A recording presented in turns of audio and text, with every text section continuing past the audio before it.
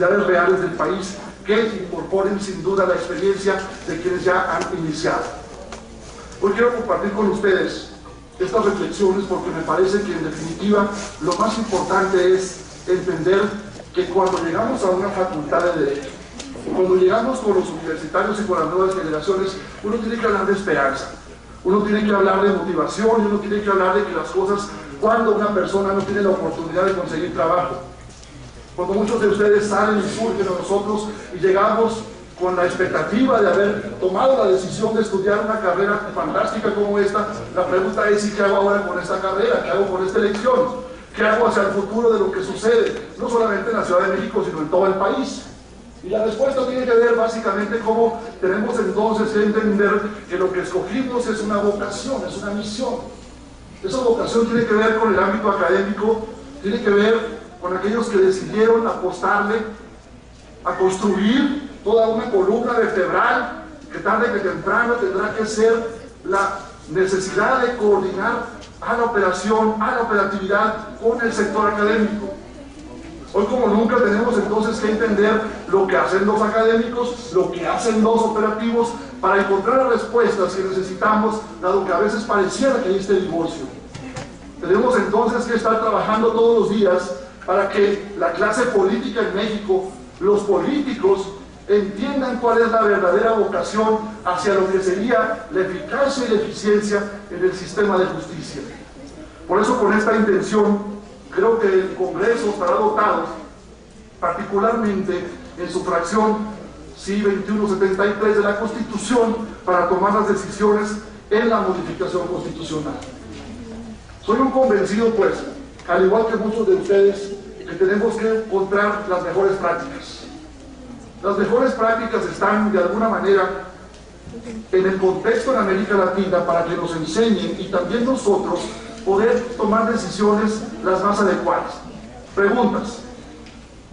Si establecemos el feminicidio como un tema toral en nuestros códigos y estamos dando respuesta a la sociedad civil, a las organizaciones no gubernamentales, la pregunta ahora es, como fiscalía, ¿qué hago si no tengo muchas veces la respuesta porque no tengo el equipo pericial? No tengo el dinero o el recurso para tener ese estándar probatorio que me están exigiendo. ¿Qué hago con la ley de trata de personas o con la misma capacidad de este tipo penal en un estado donde está el sistema acusatorio, pero no tengo una ley de atención a víctimas y a testigos? ¿Cómo le digo a la gente? Y no estoy hablando de testigos protegidos, estoy hablando de la persona que tiene que estar ante un tribunal y tiene que dar fe de un robo del vecino. ¿Cómo hacemos que también se mueva la ciudadanía, no solamente aquellos que estamos decididos a tomar esta responsabilidad, sino en una ley básica en la cual la gente tiene miedo de enfrentarse al sistema como testigo, como víctima? Y por lo tanto entonces tenemos que hacer una revaloración del sistema en conjunto. Qué bueno que nos damos la oportunidad para revisar al Código Sustantivo, al Código Procedimental y todo lo que concierne a la Ley de Justicia Alternativa, etc. Pero tendríamos que estar también en la misma manera orientando las vocaciones, que es el caso, entiendo, de la Facultad de Derecho y de los ciudadanos que están necesitados de oír respuestas de eficiencia. Técnicamente podemos decir que México ha sido vanguardista por muchos años en el sistema. Y yo no quisiera hablar de las víctimas de Sicilia, estoy hablando de la víctima, simple y sencillamente, del robo a casa habitación. De la víctima que tiene que ver con una violencia familiar. Cómo hacer que estas órdenes de protección tengan la respuesta en muchas de las personas que se sienten amenazadas, pero por otro lado también entender que la gente, cuando presenta una denuncia, no quiere ratificarla. ¿Qué hacer cuando las personas también dan por hecho en automático que se presenta la denuncia y que el sistema va a funcionar per se? Por lo tanto, si ustedes se dan cuenta, lo que estamos revisando aquí es que tenemos que tener todo un plan de contingencia a corto, mediano y largo plazo. Y el corto plazo es una mejor coordinación, un enfoque institucional en donde entendamos para qué fue creada la Fiscalía, para qué fue creado el Poder Judicial. Serán tiempos nuevos que vengan, sobre todo ustedes, las nuevas generaciones, a advertirlos que la gente lo que quiere, básicamente, no son estructuras anquilosadas, estructuras burocráticas, formas de hablar en distintos idiomas, cuando la gente no entiende simple y sencillamente la diferenciación. Cuando hablamos de una averiguación previa y luego vamos al tribunal y entonces ya no hay averiguación previa, hay un número de causa penal, cambió el concepto, la gente tiene que revisar esta parte y luego todavía más el toca penal. Y la pregunta es, ¿y qué tal si ponemos ahora, en lugar de una averiguación, una causa y un toca, ponemos un NUC? Ustedes me dicen que estoy hablando. Bueno, estoy hablando de un número único de causa. Estoy hablando de una manera que conforme la perspectiva de la gente con la cual nos debemos y tenemos que trabajar día con día sobre una visión completamente distinta. Desde la intención y muchos de mis compañeros en la conferencia de procuradores, hay una parte natural y esencial, es que si no hay recursos, obviamente no va a haber resultados. Y estoy hablando concretamente de que lamentablemente en los sexenios pasados a la Procuración de Justicia Federal y estatal se les dejó de lado, porque había un énfasis en trabajar en el tema de seguridad pública y todavía más el tema de la intervención militar, que es un tema que también para otra ocasión. Lo que quiero decir es que no es posible tener muchas expectativas cuando los presupuestos están totalmente asignados y por lo tanto entonces a calidad de qué vamos a tener sentencias favorables. Saben ustedes que muchas veces inclusive esta parte viene cuando se le habla al Ministerio Público, dicen es que hay tantas falencias en el Ministerio Público porque integró mal. ¿Y cómo debe integrar mal si había bonos especiales para trabajar en las consignaciones? Es decir, si tú aumentas la consignación te doy un bono. Cómo esté hecho no importa, pero tenemos que llegar a una productividad, las metas institucionales. Cuando hablamos entonces de los partes informativos, de los policías, cuando hablamos de las sentencias de los jueces, la pregunta y hacia dónde vamos entonces es, tenemos forzosamente que hacer una revolución de ideas, una arquitectura institucional que nos permita dar soporte a todas las nuevas codificaciones que están llegando. Hoy como nunca este país que está en crisis de justicia, forzosamente está haciendo un planteamiento por el cual tenemos que trabajar muy duro, y tiene que ver contigo y conmigo, tiene que ver con lo que estás haciendo hoy aquí en la facultad, ya seas estudiante, ya seas maestro, ya seas académico, y tiene que ver con los operadores, ya seas ministro, ya seas fiscal, ya seas juez. Tiene que ver cómo somos capaces de ir entendiendo lo que las circunstancias nos están pidiendo hacia el futuro, y esto es simple y sencillamente que llegue una justicia que es pronta y expedita. Y hoy la justicia no tiene estas dos características. Las sentencias, más de 5 años en resolverse, no hay reparación del daño, no hay transparencia. Por lo tanto, no solamente es un tema semántico, no es solamente un tema de moda, es una realidad que estamos requiriendo. En el año 2007, cuando nosotros iniciamos la despresurización de los delitos de alto impacto, ni siquiera estábamos contemplando un nuevo sistema de justicia penal, porque la gente lo que quería en ese momento era que se resolvieran los secuestros, no quería saber absolutamente nada de modas, de técnicas ni de circunstancias jurídicas. Es cómo nos defendemos, cómo logramos juntos como nación, aún en el norte del país, una realidad que está galopando y que simple y sencillamente está trastocando a las familias. Las víctimas que llegan no quieren tener contacto con las agencias del Ministerio Público, tienen desconfianza de los políticos, lo único que quieren es una respuesta que dé como consecuencia básicamente la atención de un servicio de justicia. Por lo tanto, en esos años, simple y sencillamente hoy, hablando, cuando nos dijeron tenemos que lanzarnos hacia un nuevo sistema, la respuesta fue no, no tenemos recursos, no tenemos el ánimo, no tenemos absolutamente más que entender si esto conviene, si esto se es necesario, aún sin recursos, aún sin todo el interés. Hay que hacerlo, en fin, solamente por un principio básico. Número uno, ese principio básico tiene que ver con la gente. Tenemos que voltear de nuevo los operadores a la gente, a los ciudadanos. ¿Cómo hacerlo? Sí, sin duda, y con aspectos legislativos, pero también con dinámicas, con reingeniería institucional, con mejores prácticas que van de la mano, con un entusiasmo enorme por conquistar a las personas y devolverles lo que perdimos, que fue la confianza. ¿Cómo hacer hoy, como nunca, que la gente verdaderamente vaya al servicio de justicia, toque la puerta y sepa que va a tener una respuesta contundente? Déjenme decirles, hoy como nunca tenemos entonces que plantear algunos temas, y con esto concluyo. La racionalización de la investigación. No es posible resolver todos los delitos. No es posible porque en ningún lugar del mundo así es.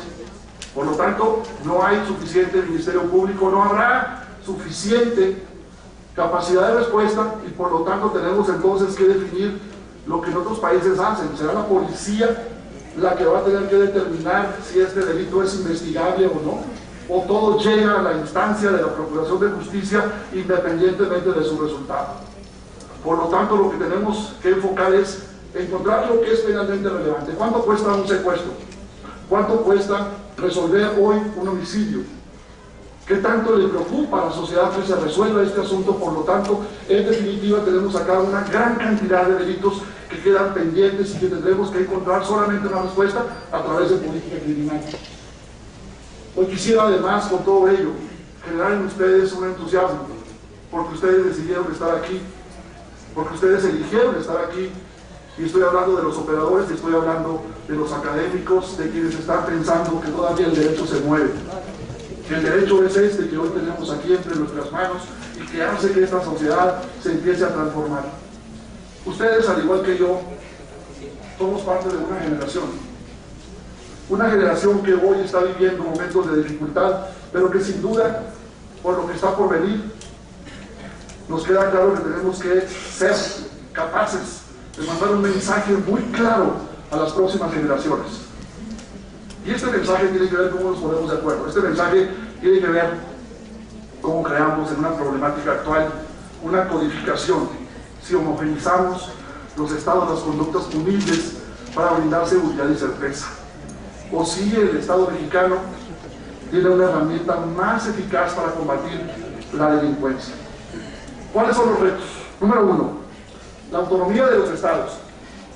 La generación de un código penal único requiere de una reforma constitucional que necesariamente estará a consideración sin duda de las propias entidades federativas, por lo que no supone una merma o falta de consideración hacia la organización federalista del Estado mexicano. Amigos, tenemos que discutir el tema del aborto, el tema de la eutanasia, el tema que aquí en este momento genera una circunstancia de duda en razón de qué queremos los mexicanos. La iniciativa en razón de la incidencia delictiva. En todo caso, las condiciones hoy en este país son diferentes, por lo tanto pueden variar los supuestos y para ello se puede hacer parámetros para la individualización de la pena. Un acceso a reformar la norma, por lo tanto, se tendría que ser consistente en la creación de mesas de diálogo como esta, foros en el ámbito estatal y federal, y particularmente analizar los usos y costumbres, los delitos que solo existen en algunas entidades federativas.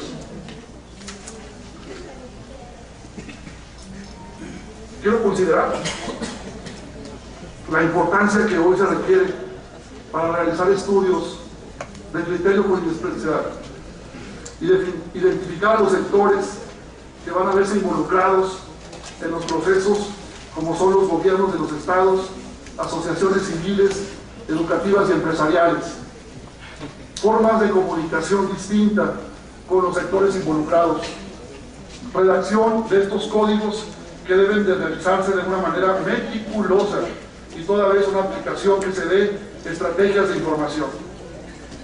Me parece finalmente entonces que es tiempo de recoger los delitos que están dispersos. Este es el cometido de este código, en todo caso, además de atender en el futuro un sistema acusatorio. Conclusión. Es un honor estar con ustedes aquí el día de hoy desde una de las partes más recónditas del país.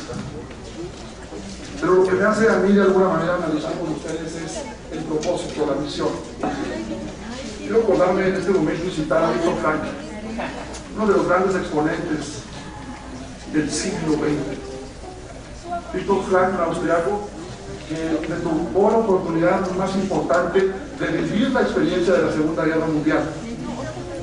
Este personaje tuvo la capacidad, estando en los campos de exterminio, de hacer un análisis psicológico en razón de qué era lo que la gente quería. Y separó a dos grupos de personas. Por un lado, tomó en cuenta aquellas personas que no solamente estaban viviendo por esta experiencia, sino que además de ellos se suicidaban.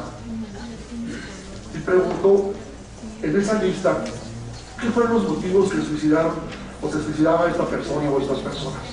Y la respuesta fue la siguiente: encontró en ellos que estas personas no tenían, número uno, una relación personal, sentimental. Número dos, encontró que estas personas por muchos años se habían alejado de sus comunidades. Pero lo más importante fue el punto número 3. Encontró que no tenían sentido de patria. El otro grupo tenía sentido de patria y de alguna manera, al igual que él, sobrevivieron a este holocausto. Hace varios años, junto con este tema, tuve la oportunidad de estar en Israel en un proceso de capacitación sobre los temas de seguridad y justicia, y le preguntaba a mis instructores qué era lo que hacía la diferencia en razón de esta pertenencia que a veces se requiere para hacer las cosas que parecen imposibles. Y cuando digo imposible es, número uno, trabajar en equipo; número dos, entender que más allá de las cuestiones técnicas tenemos que elevar la capacidad de este país hacia propósitos fundamentales. Y fue muy sencillo, fue una respuesta que iba casi con el mismo sentido: se requiere una nueva generación, se requiere un nuevo liderazgo donde quiera que te encuentres. Por lo tanto, el celebrar hoy esta fórmula, que me parece que es la que va dando el sentido de patria, tiene que ver cómo somos capaces de entender que lo que hoy nos ocurre en el futuro será la manera en la que tengamos esta posibilidad, cada quien donde se encuentre. Señores, amigos, jóvenes, México, al igual que Baja California, al igual que Yucatán, al igual que Tlaxcala y todos los estados, tenemos un propósito común. Si hablamos de justicia, pues que esta sea pronta y expedita. Si hablamos del servicio de justicia, que este sea eficaz. Si hablamos de la capacidad que tenemos de estar aquí para oír toda una mañana, al menos hagamos con el ánimo de que lo que hagamos, lo hagamos con el entusiasmo donde quiera que nos encontremos. Ha sido un privilegio estar con ustedes. Buenas tardes.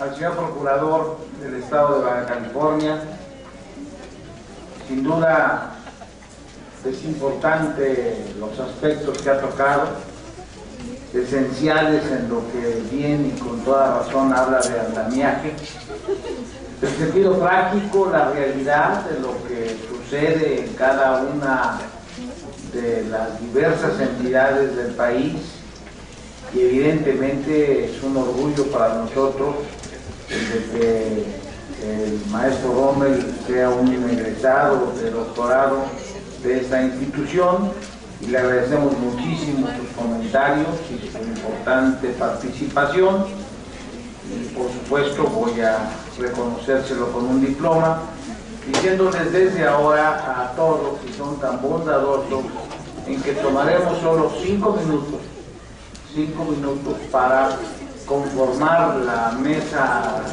que va a continuar en los trabajos de esta mañana, para suplicarles que no lleven más tiempo en alguna actividad y que en 5 minutos regresamos para estar en condiciones de continuar, en la que vamos a establecer una posibilidad de escuchar otros planteamientos de magistrados, académicos, rectores, y por ahora solo reconocerle, insisto, al doctor Rommel Moreno su importante participación, y le voy a pedir a todos ustedes que lo hagamos con un aplauso. Muchas gracias.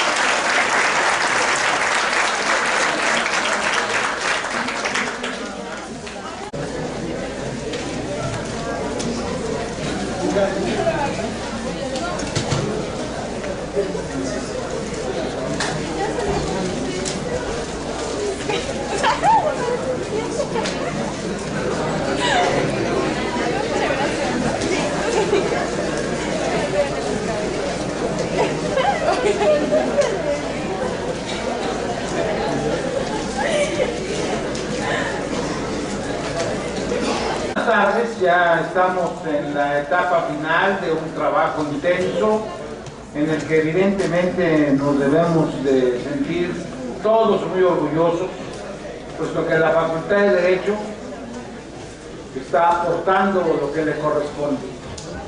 Es el lugar donde se discuten estos temas en forma totalmente libre y nunca tendremos palabras de agradecimiento para con nuestros destacados invitados, quienes han hecho un esfuerzo, y esto es importante, no solamente dejando sus actividades, sino asistiendo ante el llamado en forma pues generosa, bondadosa, y esto también debe destacarse y será motivo de reconocimiento por escrito en cuanto publiquemos las memorias, que ese va a ser nuestro más importante aporte como institución.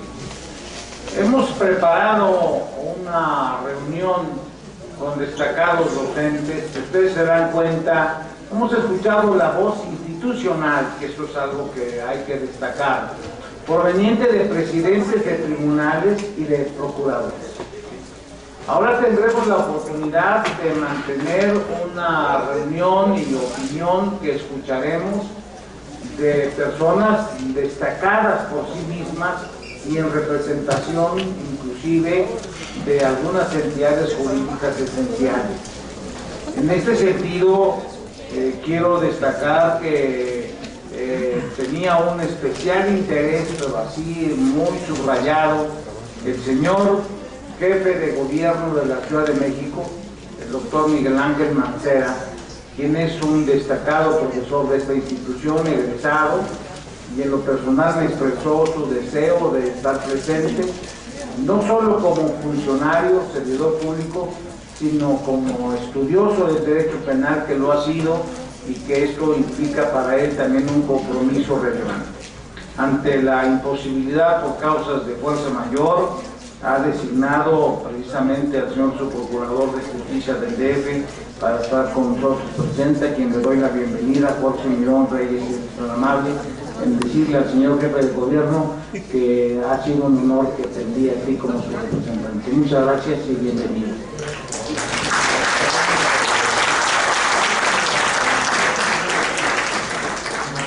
Tenemos una excelente reunión con magistrados, con rectores y con personas comprometidas en todos los ámbitos, para que consideren la calidad que tenemos de personas que nos acompañen. Quisiera empezar por presentar a ustedes al señor rector de la Universidad Autónoma Benito Juárez de Oaxaca. Es una persona destacada, abogado, que pues es alguien que tengo el honor de conocer y que promueve mucho en su institución eventos académicos. Él se ha desempeñado en el ámbito jurídico, ha tenido una intensa actividad en su entidad y actualmente, como ya lo señalé, es el rector de la Universidad Autónoma Benito Juárez, y por supuesto te recibimos, Eduardo Martínez Telmes, con un aplauso bien merecido.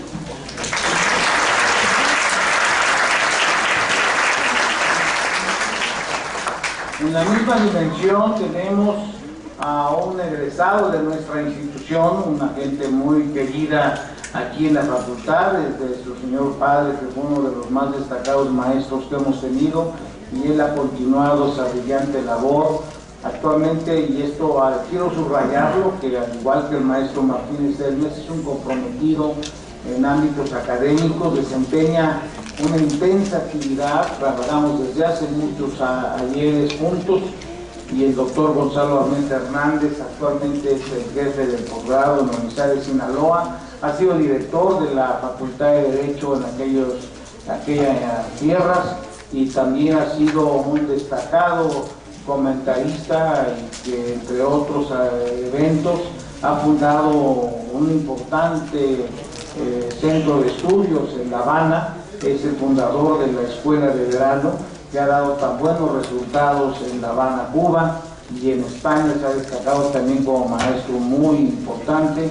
Quiero pues, Gonzalo, en este acto darte la bienvenida y darte las gracias por la manera en que nos recibes allá en Sinaloa. Muchas gracias, Gonzalo.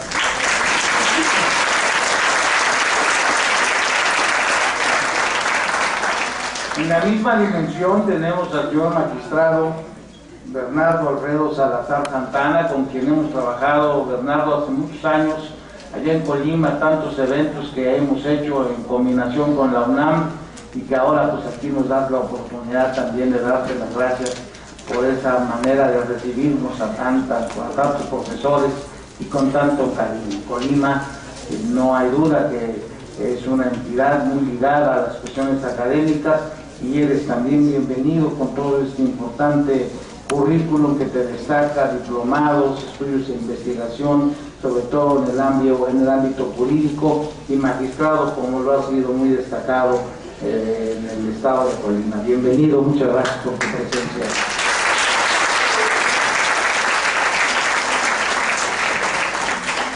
De igual manera tenemos al señor magistrado don Juan Plutarco Martínez, que es el director de actualización del estado de Tamaulipas, y que sin duda alguna es un docente que ha tenido una importante actividad en ese estado fronterizo. Actualmente tiene compromisos con el tema de los juicios orales y penales acusatorios, donde ha impulsado de manera muy importante precisamente en el cargo tan relevante que tiene como director de actualización jurídica del Poder Judicial del estado de Tamaulipas. Doctor Arcos Martínez, bienvenido, muchas gracias.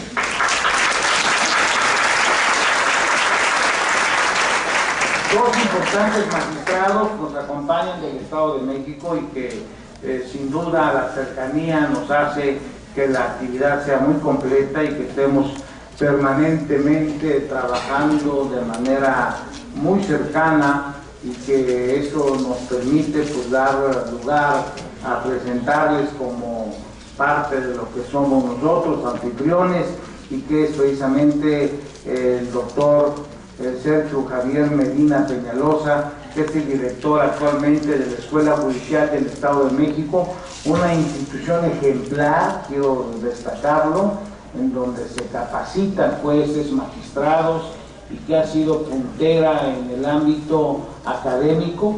Me consta como hace algunos ayeres, ya bastantes años, formé parte de este organismo y vi con satisfacción como ahí, en forma por demás cuidadosa, se capacitaban a magistrados y ellos eran aprobados por el Poder Legislativo, y esto dejó para mí una experiencia de que sí es posible que lleguen los mejores para esta importante responsabilidad.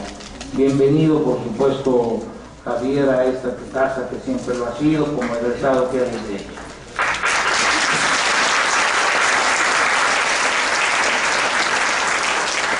Concluyo con la presentación de quien tal vez esté de todos los que han participado más ligado conmigo por razones afectivas.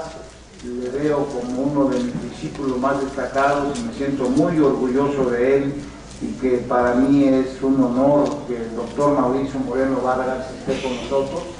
Debo decirles que en el tema de juicios orales penales, él ha sido para mí mi maestro, lejos de lo que yo fui en el pasado. Aprendí con él como pocos, un estudioso como nadie del tema, se ha capacitado especialmente en Sudamérica, y una de mis obras, reconozco, que tuvo como principal aporte la que él hizo y que actualmente es obligada para este importante reto que tiene nuestro país sobre juicios orales. Muchas gracias, Mauricio Moreno Vargas, muy amable.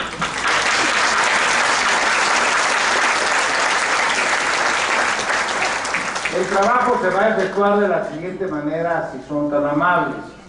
Vamos a escucharles durante 10 minutos sus aportaciones, a cada uno de ellos dentro de ese término. Al concluir, después de que ellos escuchen escuchen las aportaciones de sus colegas, regresaremos en la misma fórmula para poder a su vez escucharles algún punto de vista, y de esta manera concluiremos dentro de aproximadamente 1 hora y media, que es el término que tenemos para llevar a cabo este coloquio. Vamos a empezar, para darle el uso de la palabra, si es tan amable, al señor rector de la Universidad Autónoma de Benito Juárez de Oaxaca, maestro Eduardo Martínez Serme. Si eres tan amable, Eduardo, si eres tan amable, gracias. Gracias. Muy buenas tardes a todos los presentes. Efectivamente, quiero agradecer al doctor Eduardo López Betancourt. Yo lo considero mi tutor dogmático, que me permita comentar con ustedes algunas, digamos, pensamientos críticos y constructivos en torno a este que sin duda es uno de los 3 grandes desafíos que enfrenta nuestro país. La realidad de la República Mexicana enfrenta, desde mi particular punto de vista, 3 retos, que son las 3 piedras angulares en que descansa el bienestar social de un país. Y estos son educación, seguridad y salud. No son estos los únicos factores que dan cohesión social a una comunidad, pero sí son los que determinan su estabilidad y además generan posibilidad de desarrollo sostenible. Así, debo expresar mi convicción porque todas las instituciones de educación superior generamos día a día nuevos y mejores conocimientos que permiten enfrentar estos grandes retos. Todas las universidades, públicas y privadas, cumplimos con esta destacadísima labor. Si el gobierno federal, el gobierno estatal y el gobierno municipal voltearan los ojos a las instituciones de educación superior e invirtieran en educación, tendríamos en el corto, mediano y largo plazo soluciones para los problemas de seguridad y salud. Es decir, la educación es no el único, pero sí el principal índice de desarrollo y estabilidad social. Ejemplo de ello, esta jornada, en la que especialistas del tema expresamos y construimos políticas para dar nuevas y mejores soluciones a la sociedad mexicana en su conjunto. Ahora bien, la idea de generar un código penal único puede analizarse bajo la luz de 2 visiones complementarias, pero no por ello de empatía simbiótica. Una es la que corresponde a generar estándares nacionales de análisis, crítica y combate al delito. Un código penal único significa poder articular una política nacional estandarizada en la que se abordan fórmulas técnicamente depuradas, temas como el de la tentativa, la participación, la autoría, el numerus clausus para delitos graves, dolosos y culposos, pero además con dogmática y referente constitucional, la creación de tipos penales que permitan abordar con sistemática la integración de la averiguación previa o carpetas de investigación y de juicios posteriormente, pero con una visión técnico-jurídica que logre aterrizar los conceptos imbuidos en la norma fundamental, en lo referente a la parte dogmática de la misma, generándose así una verdadera política nacional en la construcción del sistema jurídico penal mexicano. Un código penal único fortalecería la generación e interpretación de la norma y aplicación de la misma.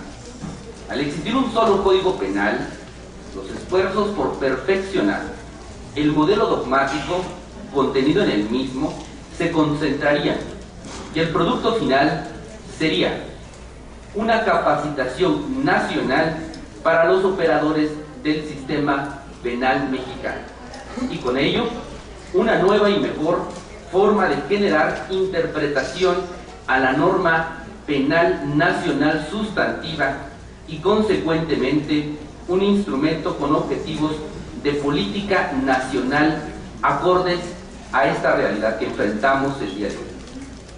La otra visión es un poco más amplia, es una visión que también ya se ha mencionado en este foro, y esta es la que corresponde a la razón de ser de la República Mexicana.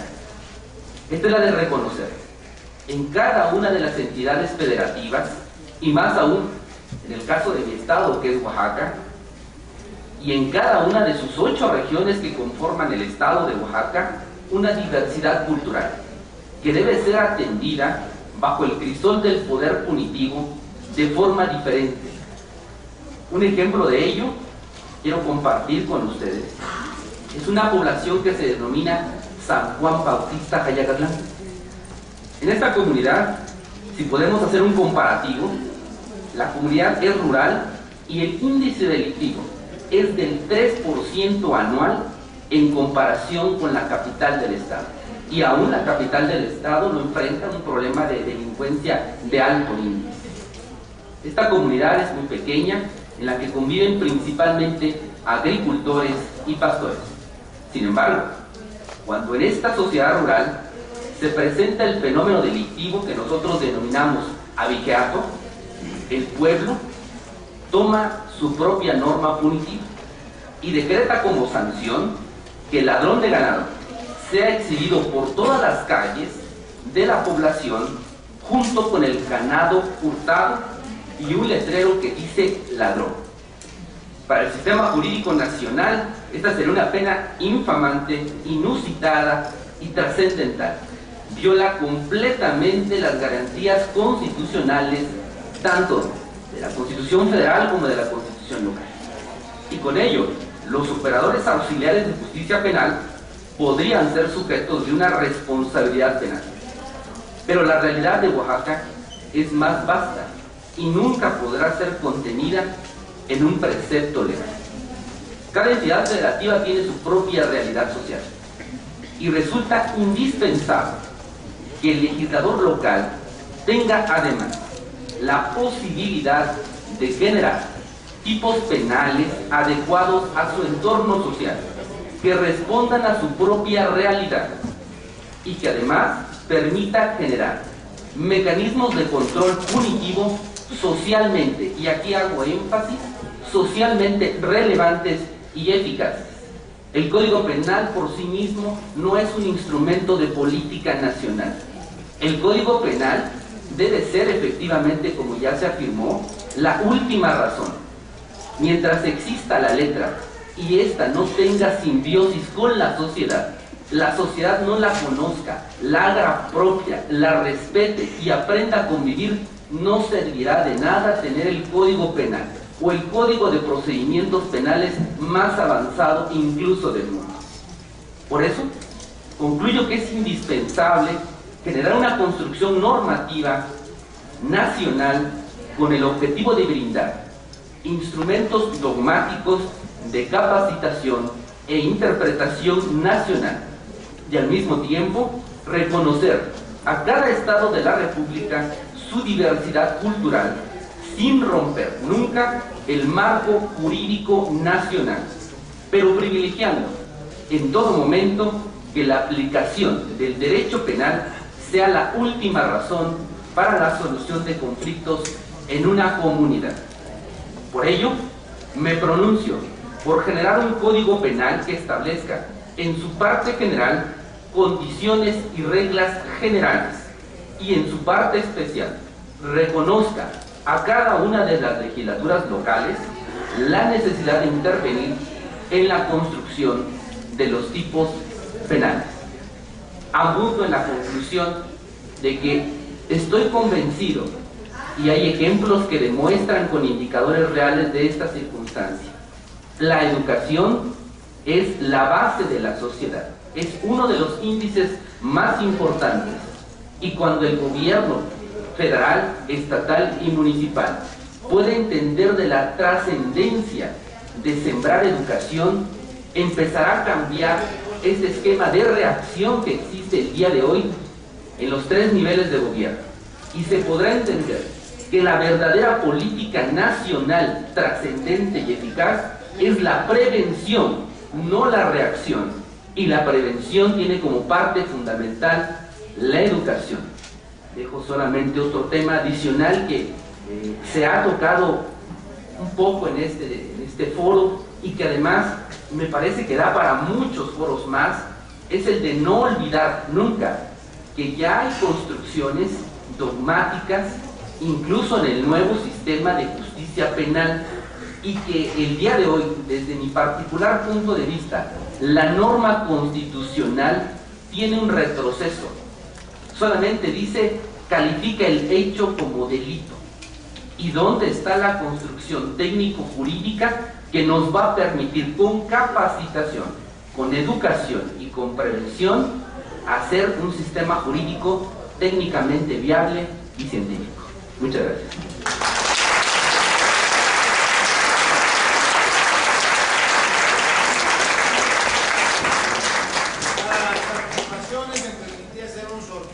Por lo que le ruego al señor magistrado Bernardo Salazar Santana tenga la bondad de intervenir.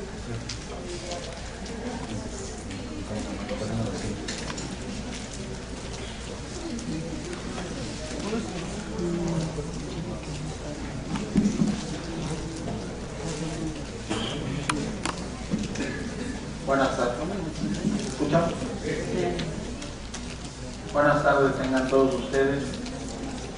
Agradezco la invitación que hizo al Supremo Tribunal de Justicia del Estado de Colima, la Facultad de Derecho de la Universidad de Colima y en especial, la Facultad de Derecho de la Universidad Nacional Autónoma de México, y en especial al doctor Eduardo López Betancourt, con quien en el Supremo Tribunal de Justicia nos une una amistad a raíz de los diversos eventos académicos que de manera conjunta se han logrado en el Estado y por aquellos lugares que estimamos y apreciamos bastante. Para iniciar con esta participación respecto a la posición que tendríamos que asumir con relación a la elaboración de un código penal único, una unificación de la legislación penal, debemos tener en cuenta que la realidad jurídica del derecho penal en México resulta compleja por la misma complejidad, la diversidad cultural, étnica, de posiciones que se tienen incluso en todo el país. Sociológicamente, en alguna ocasión se ha mencionado, en México sociológicamente podemos encontrar hasta 4 o 5 países diferentes. Eso se ha reflejado, en la legislación penal, de acuerdo a la clasificación estadística de delitos 2012 del INEGI. Tenemos 31 códigos penales, más el Código Penal del Distrito Federal, más el Código Penal del Federal, lo cual hace un total de 33.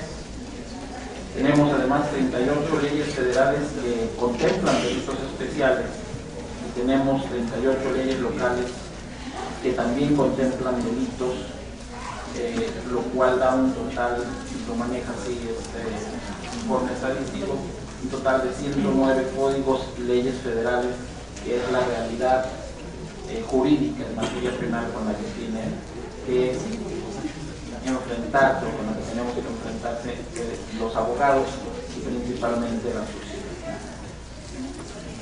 Se maneja, al hacerse el análisis de estas características del caos legal, si se le puede denominar, y las consecuencias son básicamente las discrepancias que dificultan las labores de procuración y de administración de justicia, de la abogacía, reflejan una cierta inseguridad jurídica en los gobernados, lo cual se traduce en un caos dentro del sistema penal mexicano.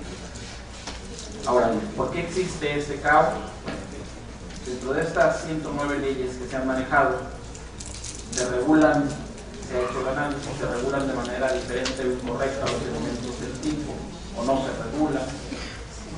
La misma conducta se considera delictiva en un estado y no se considera como tal en otro. y ello ocasiona una dificultad de aplicación eficiente y eficaz de dichas leyes, e incluso en algunos lugares la existencia de paraísos penales al no aplicarse las mismas reglas en todas las entidades.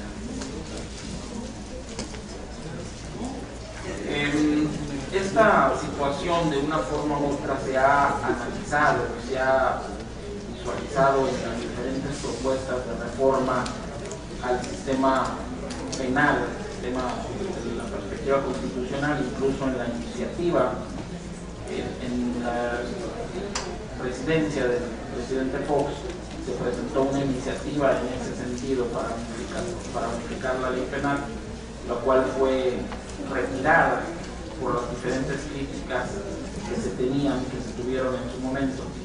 En la iniciativa del presidente Calderón, junto con la reforma al sistema de justicia penal para hacerlo de manera bajo un sistema de oralidad adversarial sobre el principio de contradicción, etcétera, como está actualmente estructurado a partir de la reforma constitucional, se planteó también esta posibilidad de unificar bajo un código penal único toda la materia inherente a los delitos. Sin embargo, en el decreto que concluyó con la reforma, este aspecto no fue tocado. Entonces, estamos hablando de que no es una situación que pudiera estimarse como novedosa a partir de la realización de eventos o de foros como este. Incluso si hiciéramos un análisis histórico, encontraríamos que ha habido otros intentos en la época del general Lázaro Cárdenas, en 1963, 64, por ahí hubo intentos o propuestas de crear un código penal único, un código penal único. Ahora bien, este debate ha resurgido nuevamente a raíz de que en la implementación del nuevo sistema de justicia penal, incluso a partir de la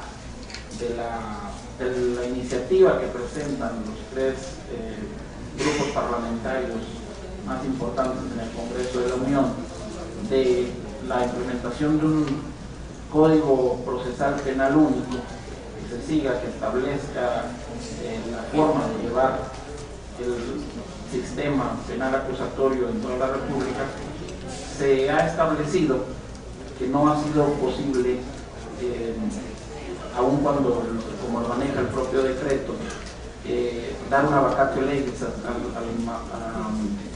2016 para establecer este sistema en todos los estados y que estos estados lo implementen de acuerdo a sus propias características.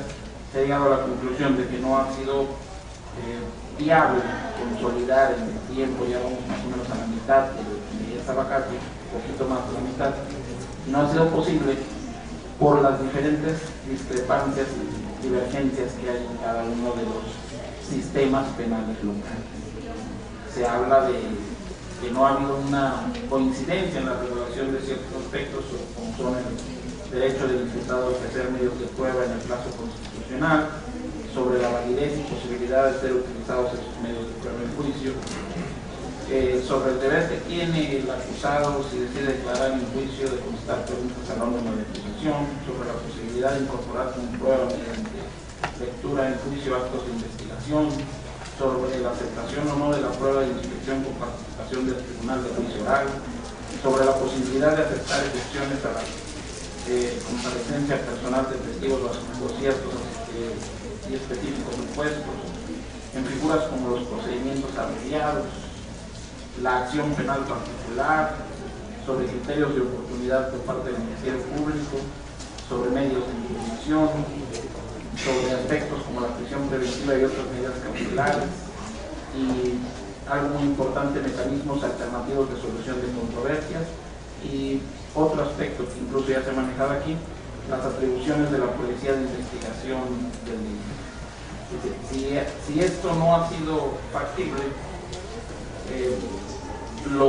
y al proponer la unificación de la legislación penal adjetiva, entonces estamos considerando que lo que se debería de plantear es la unificación de la legislación penal, tanto sustantiva como adjetiva, y que los esfuerzos que se dieran en materia de apoyo a las entidades federativas tendría que ser no tanto en auxiliar para que crearan su propia legislación de acuerdo a nuevos sistemas, sino crear una legislación sobre fiscalización de recursos financieros y aplicación de los sistemas de los recursos materiales y humanos. Esta situación incluso se ha planteado, y estamos hablando de que es una política de gobierno, a partir del Pacto por México, el cual lo contempla como tal en su punto 3.4, que es precisamente el de implementar en todo el país un código penal y un código de procedimientos penales nuevos. Ahora vamos a ver, y en esto es en lo que tendríamos que centrar la discusión desde mi punto de vista, desde mi perspectiva, en lo que tiene que ser las ventajas o las desventajas de esta unificación. En cuanto a las desventajas, tenemos que estas se centrarían básicamente en favorecer la precisión legislativa para facilitar el combate a la delincuencia, y hoy más que nunca trasciende en un mejor conocimiento del ámbito jurídico en que se produzca el hecho delictivo, en una mejor procuración y administración de justicia que se deberá a la menor complejidad normativa y jurisprudencial, en brindar una certeza jurídica a la sociedad al evitarse la existencia de desigualdades en la manera de juzgar a los ciudadanos por el solo hecho de residir en distintas entidades federativas. El juicio de amparo permitirá abordar problemas concernientes a ordenamientos más uniformes y por ende pueden nacer criterios jurisprudenciales que deben observar los tribunales ordinarios, unificando las leyes penales que evitarían criterios de interpretación judicial contradictorios. Acabar con la posibilidad de que cada uno de los 32 congresos locales sigan agravando el problema de la regulación penal. Y a esto me refiero básicamente, se ha mencionado incluso aquí en Colima, lo hemos vivido, generalmente la regulación o la tipificación de una conducta en muchas ocasiones se debe a situaciones eminentemente coyunturales más que a una efectiva política de criminal o una política de combate a la delincuencia. Muchas veces nuestros legisladores, así lo hemos vivido, actúan más en función de una coyuntura que se presenta en ese momento a una efectiva respuesta a la solución de un problema. También se tendría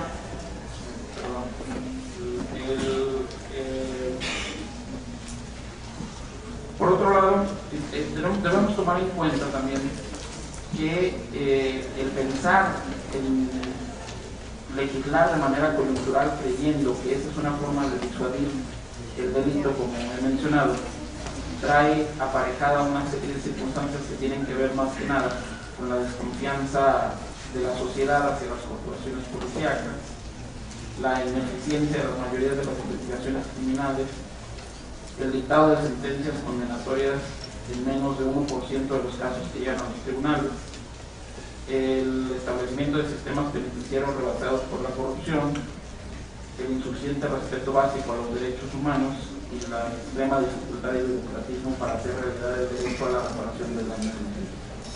Digamos, el seguir considerando que se tiene que atender, si bien de manera particular a los problemas y a las situaciones, a las realidades criminales locales, pero que eso va a permitir atender ciertos problemas a través de la legislación penal o de la tipificación de conducta, nos ha llevado a una situación como estas que he mencionado, cuando todos conocemos que es más efectivo la formulación de una auténtica, una verdadera política criminal. Por otro lado, debemos de tomar en cuenta que si bien existen aspectos que deben de considerarse para tomar en cuenta para una unificación del sistema de justicia penal en una ley única, Estos aspectos tienen que ver básicamente con los usos y costumbres, la autonomía o la soberanía de los estados dentro de un sistema federal y el tener en cuenta temas de gran actualidad o de gran impacto para la sociedad. Menciono solo como ejemplo uno, la despenalización de la interrupción del embarazo dentro de las 12 primeras semanas de gestación, lo cual ocasionó una serie de situaciones diversas, incluso en varios estados. Menciono también en el de Colima, en donde la decisión que en su momento tomó la Suprema Corte de Justicia de la Nación de decir que se respetaba la autonomía y la soberanía legislativa del Distrito Federal en cuanto a despenalizar esta conducta, se entendió en muchos estados, Colima fue uno de ellos, a contrario censo, dijeron, entonces para nosotros es más importante, en una ponderación de valores es más importante los derechos del no nacido que los derechos de la producción de la madre, por lo tanto incluso en Colima desde la Constitución se protege al producto. Esa serie de situaciones tendrían que ser consideradas, tomadas en cuenta y buscar un ejercicio realmente de racionalización legislativa, de política criminal que aglutinara estos temas para efectos de buscar una solución a partir de la implementación de un marco jurídico, de un marco legal que permita, o bien sea la unificación legislativa de la materia, la determinación de bases constitucionales para armonizar en cierto grado dicha regulación, la adopción de un código modelo de observación potestativa, o bien la determinación legislativa federal de bases para la coordinación en materia de seguridad. Como puedes darse cuenta en este planteamiento, con esto me gustaría concluir mi intervención. De una forma u otra, debemos de considerar que estamos avanzando hacia un modelo diferente dentro de nuestro sistema jurídico, es más, hacia un